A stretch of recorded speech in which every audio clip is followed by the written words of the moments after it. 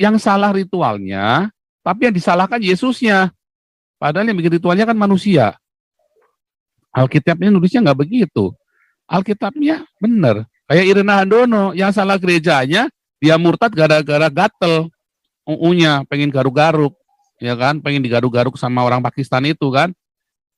Akhirnya, ya dia UU. Dia jadi mu'alaf.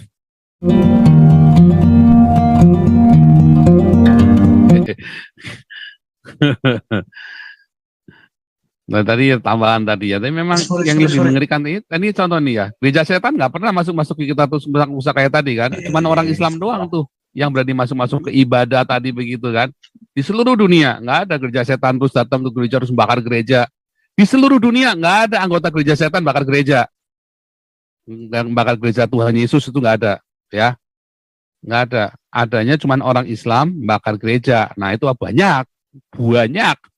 Tapi tidak ada anggota gereja setan bakar gereja, itu nggak ada.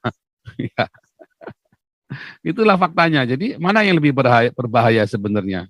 Nah, itulah. Jadi salah ya, si Mongol itu salah itu ya. Ya, Mongol salah. Nah, Islam lebih berbahaya daripada gereja setan. Ya, kenapa namanya gereja setan?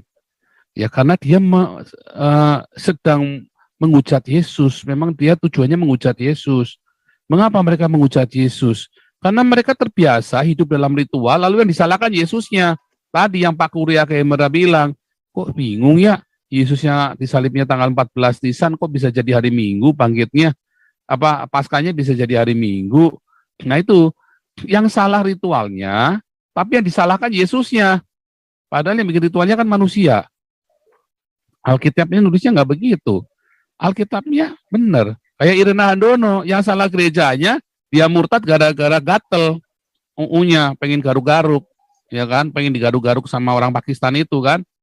Akhirnya, ya dia UU. Dia jadi mu'alaf. Gara-gara gatel. Ya kan, suaminya pun ditinggal sama dia. Ya kan, terus dia fitnah itu Kristen. Yang gatel AU-nya, tapi yang disalahkan Tuhan Yesusnya. Katanya salah Yesusnya, padahal yang salah bukan Alkitabnya. Harusnya kan dia belajar Alkitab kayak saya. Ya kan, ketika saya marah dengan organisasi gereja, waktu itu saya dikecewakan, dikhianati oleh beberapa pendeta, ya kan. Lalu saya mau jadi Islam, enggak, Tuhan Yesus ketemu saya dulu, jangan, dia bilang yang salah itu bukan Alkitabnya.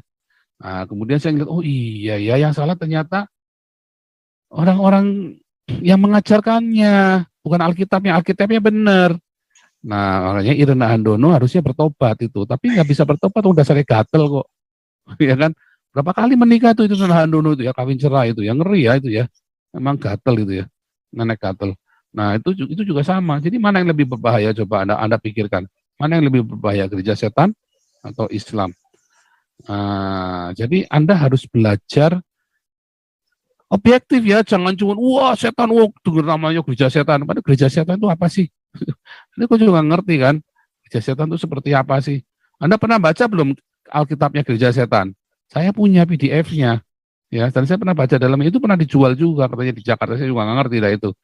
Tapi sebetulnya begitu, Alkitab gereja setannya cuma begitu aja, nggak ada apa-apanya. Cuman ceritanya tentang seks aja, ujung-ujungnya pokoknya tentang seks gitu doang. Ya karena memang penghujatan dan kenikmatan hedonisme, mereka menginginkan hedonisme itu. Tetapi sebenarnya itu mah level terendah, itu level terendah dari peperangan rohani, kalau bilang peperangan rohani. Level tertinggi peperangan rohani itu melawan ideologi Islam, khilafah. Ya. Oh, itulah level tertinggi peperangan rohani. Salah Anda kalau bilang, wah saya dulu panglimanya gereja setan, tak lihat dari atas sampai bawah, kok nggak ada kelihatan banyak bohongnya. Makanya saya nggak suka sembarangan kesaksian. Saya dulu pengikut setan, Pak. Pengikut setan. Lebih mengerti pengikut Muhammad daripada pengikut setan. Ya, Pak Raja Uti. Saya cuma mau tambahkan sedikit apa yang sudah Pak Paul katakan tadi soal gereja setan, gitu ya. Kebetulan ini sebenarnya aliran filsafat sebenarnya Pak, kalau kita lihat bukan suatu ajaran teologis sebetulnya atau satanologi gitu. Jadi sebenarnya itu gereja setan itu berdiri itu sekitar tahun 1960-an, sekitar tahun 69. Pendirinya itu Anton LaVey.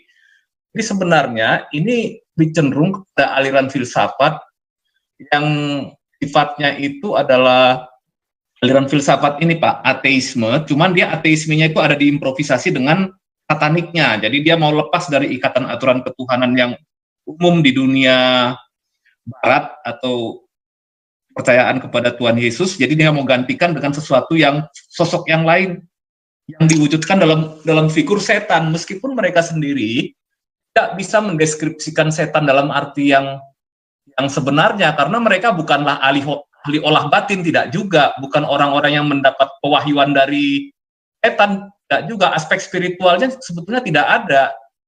Bahkan aliran filsafat ini lebih cenderung dia mewakili kebanggaan, keduniawian, kebebasan, pencerahan, kebijakan, dan kosmos. Dan juga tidak mempercayai hal-hal yang sifatnya supranatural maupun mantra-mantra. Itu gereja setan nggak seperti itu. Kemudian kalau dilihat, ya banyak figur-figur selebritis, politisi maupun olahragawan yang memang tertarik dengan ajaran ini, tetapi kalau saya melihat ini bukan karena mereka tertarik dengan hal yang supranaturalnya, tetapi karena mereka sangat-sangat rasional dan ingin melepaskan diri dari keterkaitan teologi Kristen maupun teologi yang disebut adanya ketuhanan gitu. Tetapi kita nggak pernah menemukan bahwa gereja setan itu membunuh orang atas nama agama gitu. Itu nggak pernah Pak. Saya belum pernah ketemu buktinya gitu. Jadi misalkan mengatasnamakan setan membunuh orang Kristen, itu saya belum pernah ketemu buktinya gitu. Tetapi mereka hanya menyerang dari sisi mungkin kemapanan daripada konsep ketuhanan dalam kekristenan sendiri. Itu aja sih yang kita lihat dari gereja setan ini ya.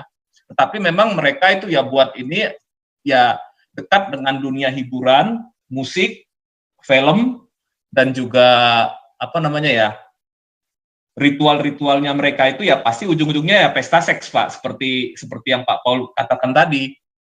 Itulah perjamuan kasihnya mereka, itu bukan berdiakonia seperti kita di lapangan ini ya, tapi adalah pesta seks gitu. Nah, sebetulnya gereja setan itu isinya adalah penghujatan terhadap Kristus. Nah, penghujatan terhadap Kristus ini kita bisa definisikan macam-macam ya Pak ya. Misalkan tidak mengakui Kristus sebagai Tuhan juga merupakan penghujatan, atau Kristus tidak mati di salib juga merupakan penghujatan sebenarnya gitu. Nah, jadi kalau dikatakan gereja setan itu mengorbankan bayi untuk ritual seperti ritual menggantikan perjamuan kudus, belum ada buktinya Pak Paul. Makanya ada orang yang mengaku pendeta yang dulu katanya bekas anggota gereja setan, saya kira itu cuma ikonik untuk jualannya dia aja. Di dunia nyata itu saya nggak menemukan itunya, data-datanya nggak ada. Itu mungkin dia semacam delusi aja, saya kira itu Pak Paul. Itu cuma delusinya aja, dan itu nggak ada Pak itu. Katanya mengorbankan bayi, mungkin kalau dia nggak jual itu dia nggak laku Pak di dunia YouTube ini gitu. Iya, nggak akan laku dia. Nah, itu aja. Oke Pak, itu aja kira-kira tentang